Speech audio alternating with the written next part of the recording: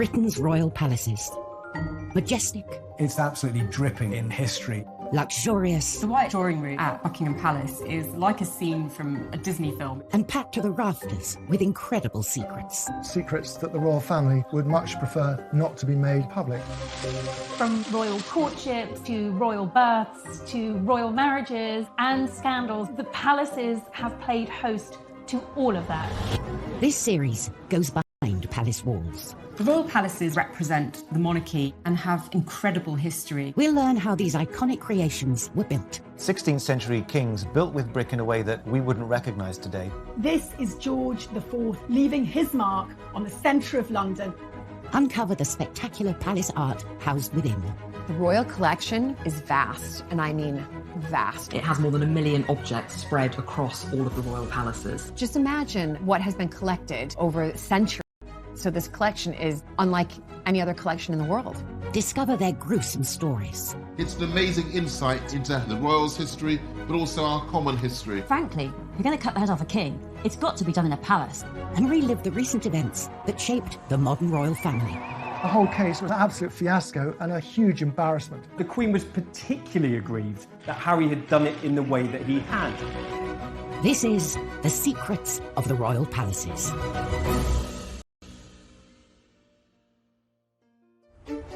This time, royal security under the spotlight as the Queen gets locked out of her own palace. Nelson's Gate wouldn't open, and the Queen was actually kind of locked out of her own house.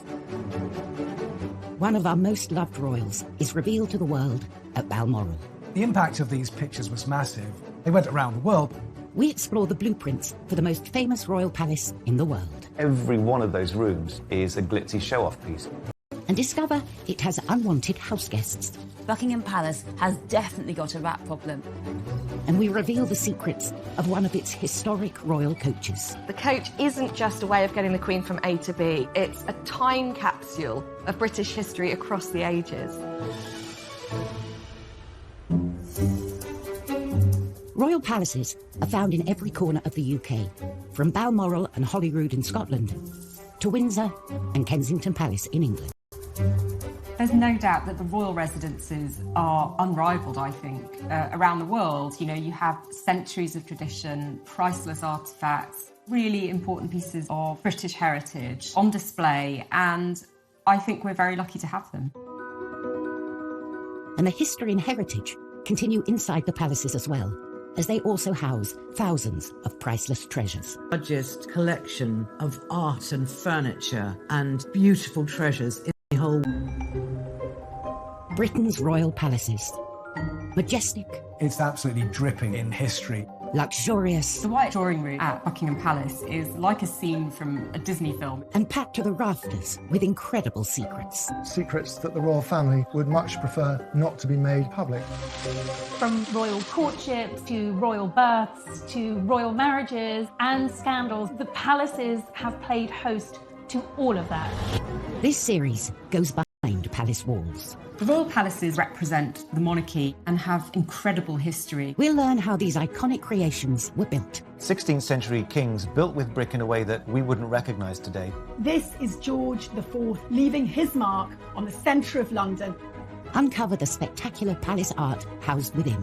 The royal collection is vast, and I mean vast. It has more than 1 million objects spread across all of the royal palaces. Just imagine what has been collected over centuries. So this collection is unlike any other collection in the world. Discover their gruesome stories. It's an amazing insight into the royals' history, but also our common history. Frankly, if you're going to cut the head off a king, it's got to be done in a palace.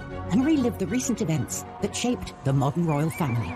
The whole case was an absolute fiasco and a huge embarrassment. The Queen was particularly aggrieved that Harry had done it in the way that he had. This is The Secrets of the Royal Palaces.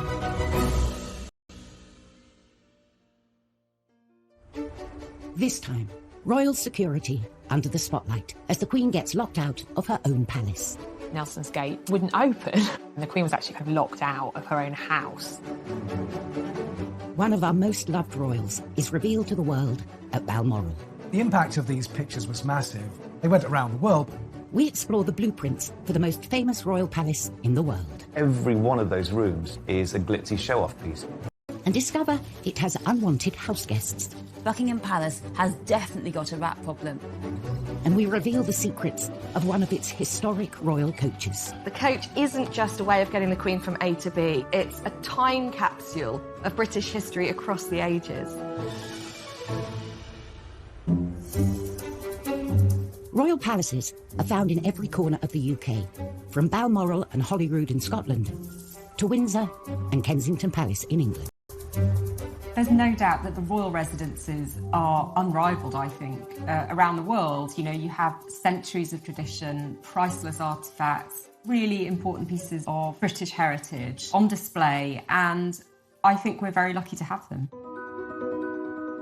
And the history and heritage continue inside the palaces as well, as they also house thousands of priceless treasures. The largest collection of art and furniture and beautiful treasures in the whole world. It's really effectively all of the things that have been collected by monarchs over the years. So therefore it's a brilliant collection that reflects our nation's evolution and historical significance. The Royal Collection tells us amazing things about the last 500 years of British and world history.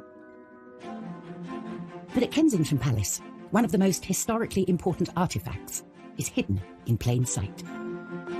The weather vane sits on top of Kensington Palace. Built in 1605, the palace is one of the country's most popular visitor attractions, with over 500,000 people a year walking through these gilded gates. I think most people who come to Kensington Palace are hoping to spot a royal.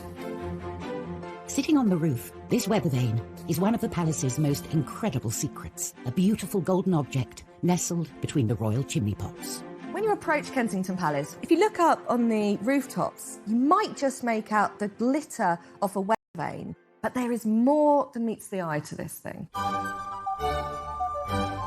In 1689, the new monarch, William III, and his wife Mary picked Kensington Palace as their home. These were turbulent times. Crucial battles were being won and lost on the high seas. Everyone was looking for an advantage, and this unassuming weather vane would become William's secret weapon. He had his navy out at sea at battle, and by knowing what direction the wind was blowing in, he'd know whether battle would go in his favour or against him. But it's what lies beneath this weather vane that makes it one of a kind. What William did was he commissioned a really ingenious object that's somewhere between art and engineering. And what it meant was that he didn't need to be outside to see the direction of the weather. Down in the King's Gallery, there is a map above the fireplace. This map is so important because it became the very centre of King William's military operations. It's got the 4 continents in the corner, and Great Britain has been made much larger in scale in comparison to the rest of Europe, particularly France, with whom England was at war at the time. It's an amazing work of art, but what's incredible also is the metal dial and how that works. Connecting the two are a series of pulleys. So as the weather vane moves on the roof of Kensington Palace, a dial shifts on the face of the map. Instantly, William could see the direction of the wind and plot his next military manoeuvre on his map. It was a game changer, giving him a crucial edge over the enemy. William that they created, and amazingly it's still in perfect working order more than 300 years later. William's weather vane may be subtle and hidden away, but Kensington Palace most certainly isn't. It's one of the most public and easily accessible of all the palaces. For privacy, the royals retreat up to Scotland, to their most secluded palace, Balmoral. Located 100 miles northeast of Edinburgh, Balmoral Estate has been a royal palace since 1852, when Queen Victoria and Prince Albert bought the land and commissioned the castle. Balmoral is where the royals go on holiday, but it's not like the kind of holiday the rest of us have. They are woken to bagpipes in the morning. They are piped into dinner in the evening. They dress up for dinner in formal clothes. It's quite a rigid life, but between those markers during the day, there is enormous freedom. It's the one palace they can almost guarantee privacy, which is probably why so many royal relationships have blossomed there. The Duke and Duchess of Cambridge spent time there when Kate was first being introduced to the family. But probably the most famous Balmoral romance happened in 1980.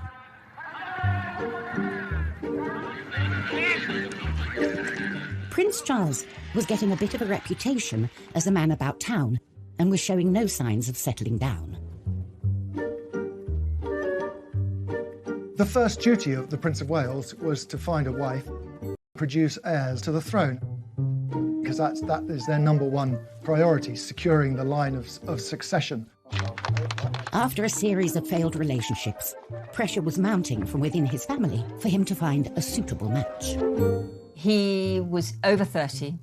He had had a string of girlfriends. His father felt that it really was important that he needed to settle down, stop being a playboy, stop playing the field, and find a wife. And the press was also getting restless, going into a feeding frenzy whenever Charles was seen out with a lady.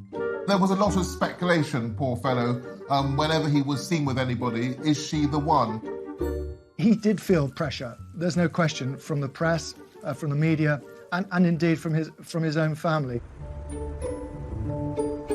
Then, in September 1980, Prince Charles asked the Queen to invite his latest girlfriend, one Diana Spencer, to Balmoral for the weekend. A positive sign that this relationship was important to him. But for any potential wife or husband, there is a secret tradition that takes place at this royal palace. The Balmoral test, a pretty terrifying moment for any would-be royal girlfriend. You're really given the... Stay in one of the royal residences. I mean, there's a lot of pressure to try and get it right. And other girlfriends of Prince Charles had fallen down. Would Diana pass the Balmoral test? This was a make-or-break moment for the budding relationship. The Queen thought this girl is completely charming and she seems to love everything about the outdoors, which of course she didn't at all. But she was really putting on a good show. Diana was a huge hit at Balmoral that summer. She fitted in with everything that the royals do up there. She went for long walks, she fell in puddles of mud and got up and roared with laughter. Everybody fell for her that weekend. They have lots of outdoor barbecues where Prince Philip usually prepares and cooks the food. The Queen often does the washing up. And Diana was very happy to help. She rolled up her sleeves, by all accounts. She absolutely nailed it. Coming up in Secrets of the Royal Palaces, we learn how Diana was always one step ahead of the palace paparazzi. When I moved to either side to try and photograph her, she used the mirror to keep a tree between me and her. Very clever. And we discover how the Queen Mother dealt with unwanted house guests. She got the gun and she used to shoot them in the ruins of this part of Buckingham Palace.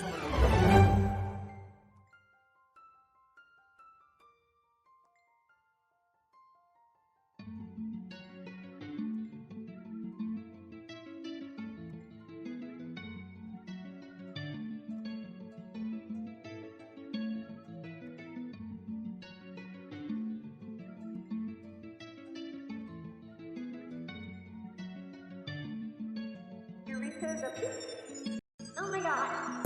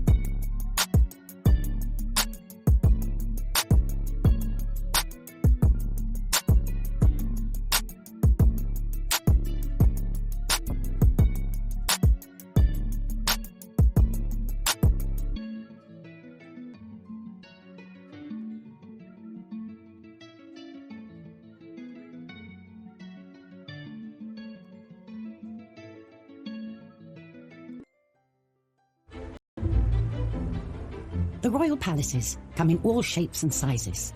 Some are opulent and luxurious, while others are more homely and simple.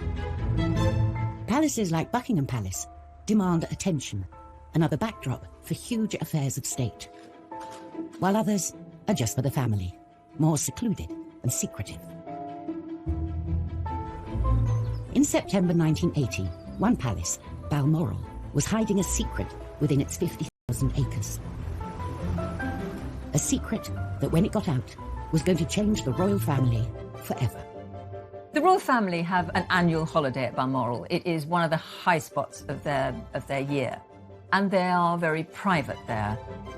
The press normally leave them alone for quite a lot of the time when they're at Balmoral. But this year, they were joined by Prince Charles's girlfriend, Diana Spencer. She had already passed the royals' Balmoral test and got the family blessing. But now, she faced the toughest test of all. How would she deal with the press? The press knew that there was someone around, but they couldn't quite identify which of the glamorous, bright young things who were sort of fluttering around Charles was the latest girlfriend was. So they kind of got away with it for a bit. Photographer Ken Lennox was a regular visitor to Balmoral, taking pictures of the royals on the moors and around the estate.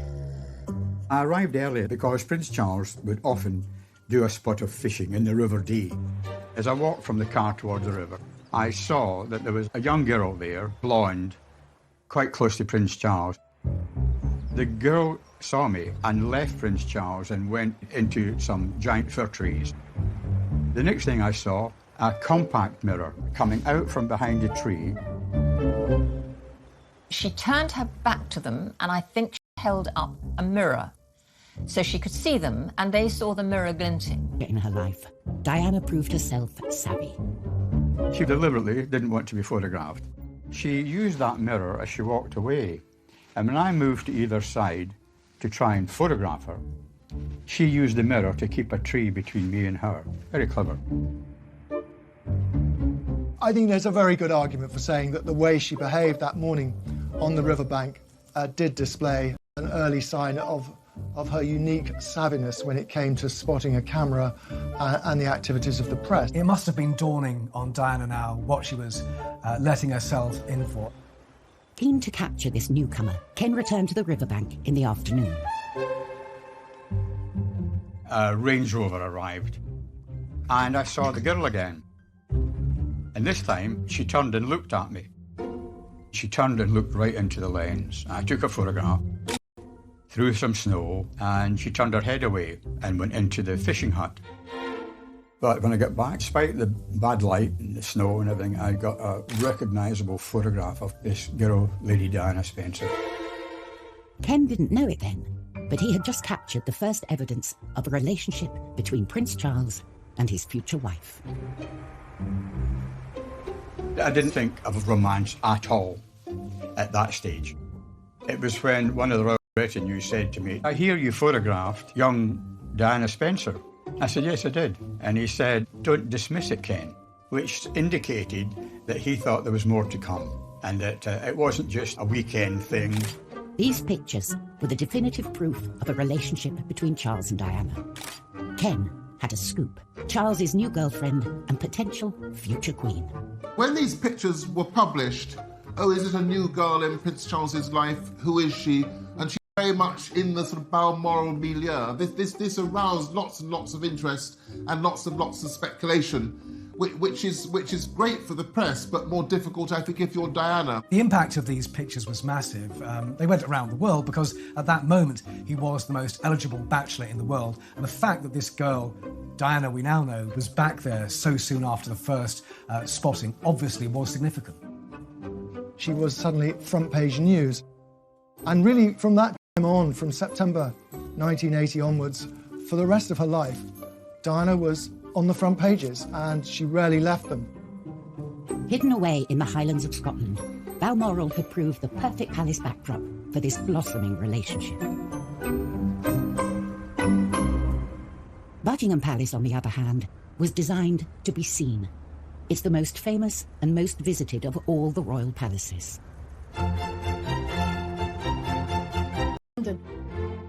It's pomp and circumstance, it's royalty, it's queen, it's the most iconic palace in the entire world. Buckingham Palace is Monarchy HQ. It is the headquarters of the firm, the British royal family. Buckingham Palace was the brainchild of one man, King George IV. George IV was a very self-indulgent king. He loved the pomp and pageantry, and he wanted a palace that was fit for a monarchy that had growing world significance. When George IV came to the throne in 1820, Royal HQ was St James's Palace. In his eyes, it was old-fashioned and cramped. So he set his sights on a royal building 2 miles down the road, Buckingham House. George felt it was a building he could transform into a palace worthy of someone of his status. This was transformative. It was entirely new. He wanted to recast Buckingham House into a building on a European scale. And there was only one architect who could execute George's grand ambitions to build the ultimate palace: John Nash. He'd already built some of the most spectacular buildings Britain had ever seen, including the Theatre Royal Haymarket and Brighton's Royal Pavilion. George IV, the showman, always wanted to show off, and Nash was the man to do it for him. Nash had turned the middle of London into a theatrical promenade. He was ingenious. Nash set about transforming Buckingham House into George's vision of a royal palace, doubling the main block in size and massively enlarging the rest. This is George IV leaving his mark on the centre of London. But only part of Nash's exterior remains today, and it is only seen by a privileged few. For those lucky few invited to a garden party, say, there is an opportunity to see the rear elevations. Yellowy sandstone, sloping down to lawns, and beyond them, gardens, a lake. It's a neo-French classical style, and it's now, of course, hidden from public gaze. However, the back of the palace was relatively dull in comparison with George and Nash's plan for the front. The pièce de résistance was Marble Arch. The arch was built in front of the palace as its grand entrance. For a marble from Italy. Every time the monarch swept through there, it would be with an imperial grandeur. But unfortunately, George never did get to sweep through the arch. He died in 1830, aged 67, before his grand palace was completed. The first monarch to move in was Queen Victoria in 1837, but she felt the palace wasn't big enough and started a major expansion project. She added an east wing. She basically needed more room for the kids. And the first casualty of her build was George's Marble Arch. This arch was basically in the way. It needed to be moved for her to extend the palace. Marble Arch was painstakingly moved, stone by stone, to its current location at the end of Oxford Street. Marble Arch used to be the entrance to Buckingham Palace. Now it's sort of in a busy roundabout. It must have been something of a heartbreaker of a job to dismantle something and then rebuild it for no purpose. As what? A folly, an eye-catcher? It just sits there. It was a monument that no one really wanted. But for all Buckingham Palace's pomp and grandeur, it's been hiding a secret for centuries. A secret it would very much like to get rid of. Rats. Buckingham Palace has definitely got a rat problem. When Queen Victoria moved to Buckingham Palace, Queen, she was shocked by how many rats there were. The rats treated Buckingham Palace like their own personal playground, and when Victoria moved in, she tried to put a stop to it, and really it ended up being a bit of a battle. It got so bad that Victoria had to appoint her own rat catcher. And this was Jack Black, whose title was VR, Rat and Mole Catcher to Her Majesty. And he really was the rat whisperer. I think that Victoria really hoped that he would exterminate the rats for good, but I'm afraid he didn't. The rats continued to plague Buckingham Palace throughout the reigns of all the monarchs. And in World War II, the Queen Mother used to use the rats as target practice.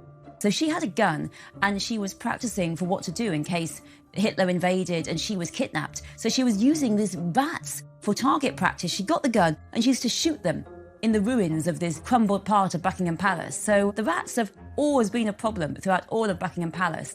As recently as 2019, exterminators were called in because rats were seen tearing through the royal kitchens.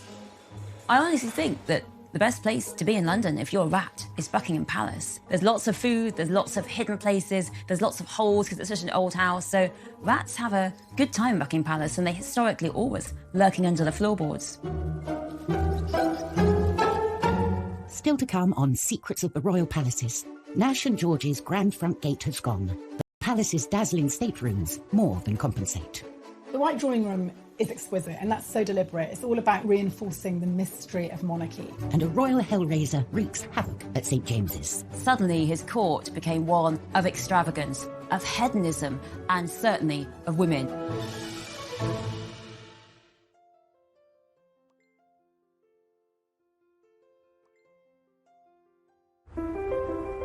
The British royal palaces are as individual as the monarchs they house. For good or ill, these palaces were lived in by the people that were ruling over us going back over 1,000 years. So they're an insight into the history of the country, into the archaeology, into the domestic practices, and it's incredible insight into everybody's history. The palaces can change as often as the monarchs, falling in and out of favour, being bought, sold, demolished, or extended. But some extensions are more famous than others. When you think of Buckingham Palace, you actually think of the balcony. Ask anybody across the world, and the landmark they want to go see the most when they come and visit is the infamous balcony. For over a century, it's been the focal point for our national celebrations. It is the place where the royal family and the people connect. Walking out there and seeing the crowds of people cheering must be overwhelming. This stone platform has become the place where we welcome new monarchs and celebrate royal marriages. On this balcony, some traditions have been shaped by popular demand. Prince George of Kent and Princess Marina became the first royals to wave to the crowds in 1934. And in 1981, Prince Charles and Princess Diana bowed to the crowd cheers and became the first newlyweds to kiss on the balcony. A tradition that continues today.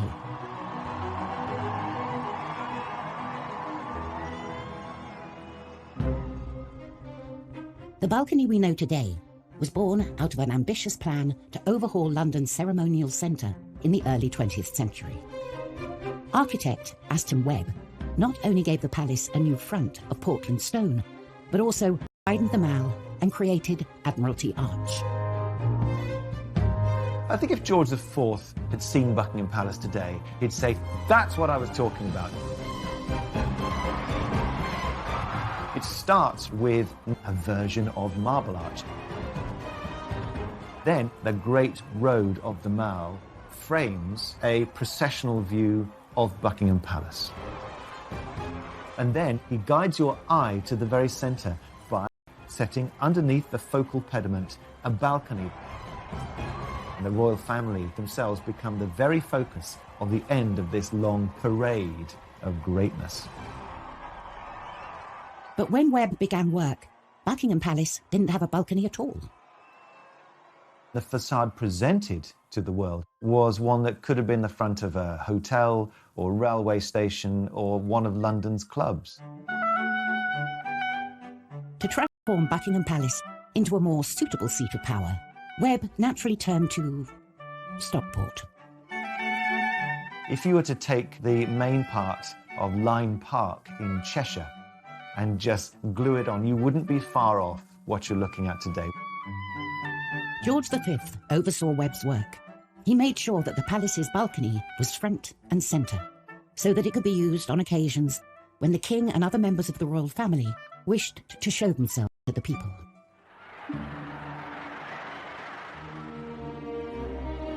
Just months after the building was completed, World War I broke out, and the crowds gathered to seek reassurance from the king. But perhaps the balcony's most defining moment came on VE Day in 1945. They talked of it being draped in crimson and fringed in gold, across the sort of grey slash that is the frontage of Buck Pal. There is this kind of extraordinary flicker of hope and majesty around which everyone could gather and cheer and say hallelujah because the war was over. It gives a focal point, if you like, for national emotion. Millions watch the royal family standing on the palace's balcony, unaware it's a copy of a Stockport stately home. But not all monarchs use their palaces to celebrate moments of national pride. Back in the 17th century, in particular, hell-raising Earl used St. James's Palace to throw bashes that threatened to ruin the reputation of his king, Charles II. Charles had a group of male friends, which was perhaps the most shocking group of male friends you could possibly imagine, and they were called the Merry Gang. His court became one of extravagance, of hedonism, and certainly of women. The head of this lot was John Wilmot, 2nd Earl of Rochester, who we know now through what are the rudest poems in the canon of English literature you will ever find. I mean, there aren't many about trees and flowers, frankly, that everyone did go too far. And what he did was he wrote this poem called A Satire on Charles II, and it was savage. It savaged the king, it savaged the court, and it was so disdainful. And this is the worst line for me. Rochester said of the king, "Restless he rolls about, from whore to whore, a merry monarch, scandalous and poor." So Rochester really was never again the king's friend. This poem marks the final break. That was the end of Rochester as being part of the king's court, until his death, finally, fittingly, of syphilis in 1680.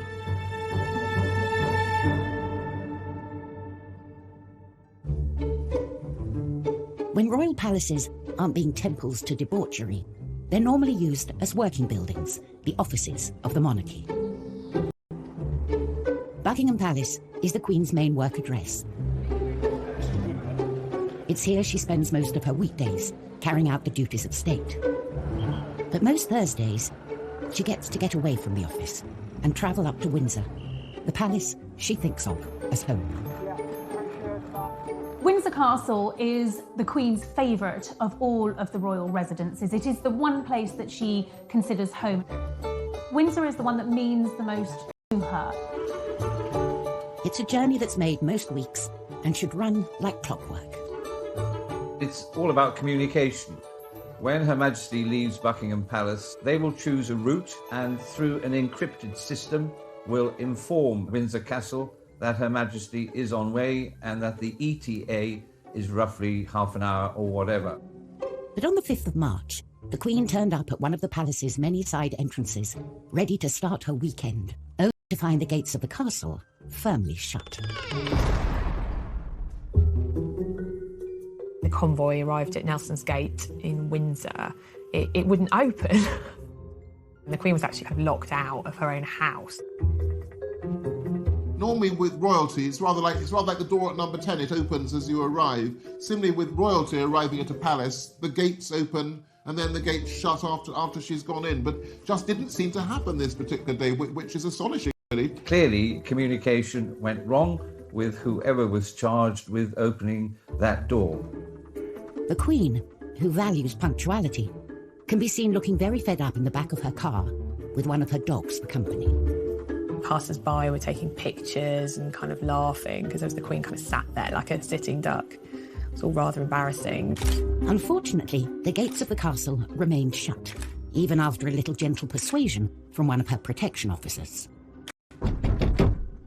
One of the bodyguards got out, a female bodyguard. I think they... With the gates not budging, they had no choice but to try something else. When the Queen is in a motorcade, you have to keep moving. You never ever want to stop. That's why they sail through red lights and they've got police outriders, because the moment the car with the principal stops, they're a sitting target. So the protocol is always to keep moving. I would imagine temperatures went up somewhat, but you are trained to look at plan B and plan C if necessary. The cops have do a U-turn. The cars had to do like a kind of circuit of Windsor while they alerted staff to get the gate open. Thankfully, after a quick trip around the block, her security team managed to contact the castle and inform them they had a rather annoyed monarch waiting to get into her own house. Whether they were embarrassed, I don't know. Whether they were angry, possibly. The Queen always says, famously, get it right. I don't imagine the Queen would have personally given them a rocket, but perhaps the message would have come down that one was not amused.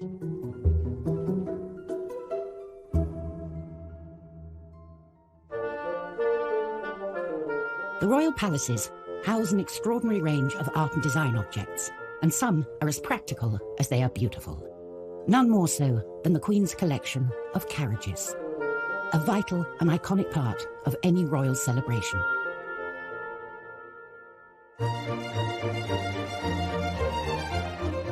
These carriages are usually reserved for big occasions, coronations, state visits, royal weddings, or the opening of Parliament. The royals have to use these carriages because it's tradition. It's what we all remember. It's what we see in the history books. It's what we envision.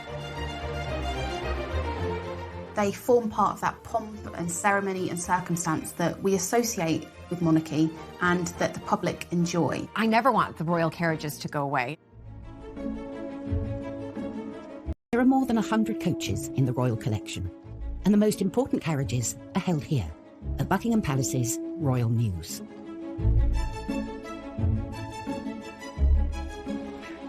The newest coach on the Mews is the Diamond Jubilee State Coach, which made its first appearance in 2014 as the Queen set out from her palace for the state opening of Parliament. The Jubilee coach looks really like a kind of classic fairy tale coach.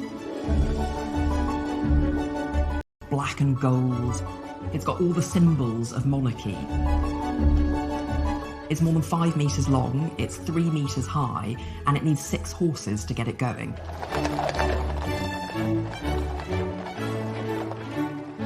And of course, the perfectly clean and large windows allow her subjects a glimpse of the monarch as she passes by. We can see them much better. If they were in a car, it's faster. There's not as many sort of... And due to a secret 360-degree camera hidden in the golden crown on the top of the coach, the Queen gets to peek out at her subjects as they peek in. Coming up on Secrets of the Royal Palaces, we reveal the secrets hidden inside the Queen's most luxurious carriage. You can see immediately that something special is going on. And in our final tour of Buckingham Palace, we take you into the heart of the incredible staterooms, dripping with gold, and a hidden passageway. The White Drawing Room at Buckingham Palace is like a scene from a Disney film in many ways.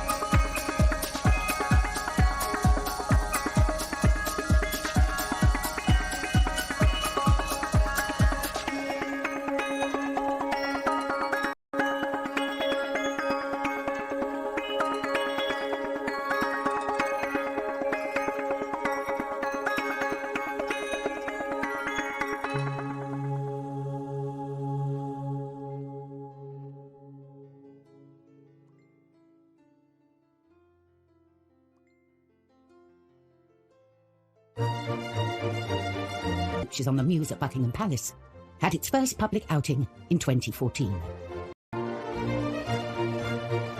The coach, made in Australia, was originally designed for the Queen's 80th birthday in 2006. The coachmaker was a man called Jim Frecklington, and I think it's fair to say he was an obsessive. He had actually already designed a coach for the Queen. That was the Australian state coach that was gifted to her in 1988. But with this, he wanted to do something even more extraordinary. Frecklington wanted the coach to be history personified and packed with historic artefacts. You can see immediately when you look inside the coach that something special is going on. It's got this incredible patchwork of different small wooden panels. There's a piece of Canterbury Cathedral, there's a piece of Carnarvon Castle, there's something from 10 Downing Street, you've got something from Henry VIII's flagship, the Mary Rose, there's even something from the apple tree that Isaac Newton sat under. The handrails are a very personal touch for the Queen because they come from the decommissioned royal yacht Britannia. The coach isn't just a way of getting the Queen from A to B. It's a museum on wheels. It's a time capsule of British history across the ages. All in all, it took nearly a decade and the combined efforts of 50 craftsmen to complete the coach and ship it to the UK, missing the Queen's 80th birthday by 8 years. But the final result is truly extraordinary. Ultimately, it wasn't just made to be this wonderful plaything. It's actually a serious working piece of equipment. So it's very much a working work of art. And with its elegant combination of glamour, history and modern convenience, it's a coach well worthy of its place in Buckingham Palace's Royal Mews. From a vast expanse of Royal Mall to the imposing 20th century facade of Buckingham Palace, it's all about showing off.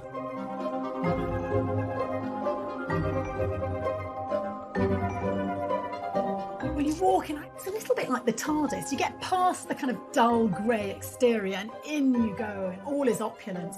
And this wonderful sense of being transported into another world. George IV and his architect John Nash transformed what was Buckingham House into this most famous of royal palaces.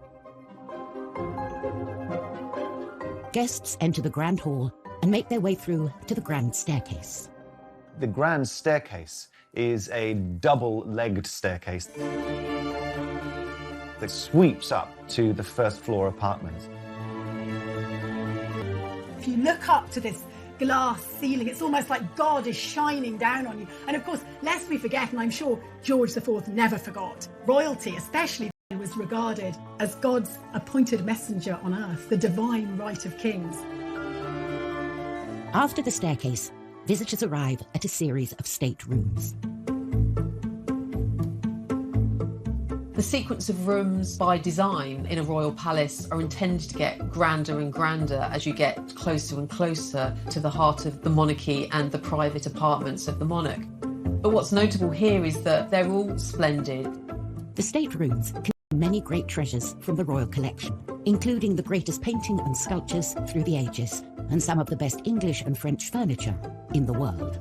Every one of those rooms is a glitzy show-off piece. The grandest of all the state rooms is the White Drawing Room. The White Drawing Room is exquisite, and that's so deliberate. It's all about reinforcing the mystery of monarchy. The grandest of the staterooms, adorned with French and English finest porcelain and furniture. The White Drawing Room at Buckingham Palace is like a scene from a Disney film in many ways. You have these incredible high ceilings, everything decorated in gold piano, enormous chandeliers. You know, it's what you'd imagine the Queen's Palace to look like. This room holds a palace secret. If you look very carefully, there are two mirrors, and one of them is just a chink ajar. And if you ask very nicely, someone might show you that it actually opens slightly. And that is the way that the Queen accesses her private apartments. The Queen enters from her royal closet, and out she pops, there to be presented among the chosen few. So really, Nash did us proud, or rather, did her proud. With no expense spared, Buckingham Palace has been wowing kings, queens, presidents, and the public for hundreds of years. It's the quintessential palace in the heart of London.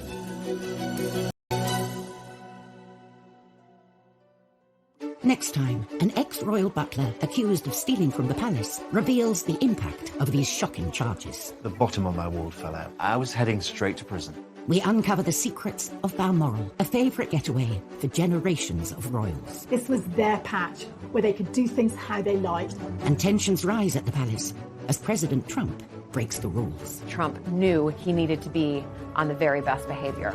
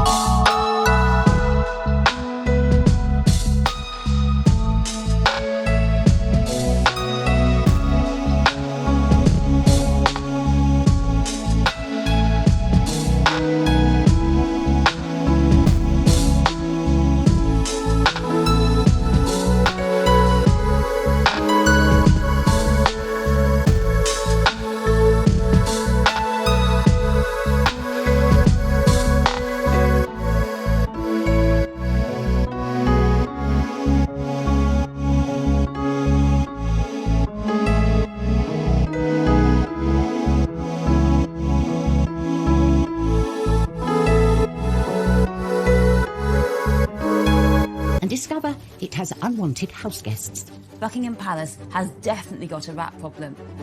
And we reveal the secrets of one of its historic royal coaches. The coach isn't just a way of getting the Queen from A to B, it's a time capsule of British history across the ages.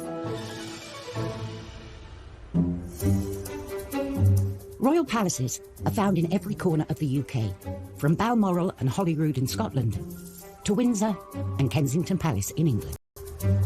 There's no doubt that the royal residences are unrivaled, I think, around the world. You know, you have centuries of tradition, priceless artefacts, really important pieces of British heritage on display, and I think we're very lucky to have them.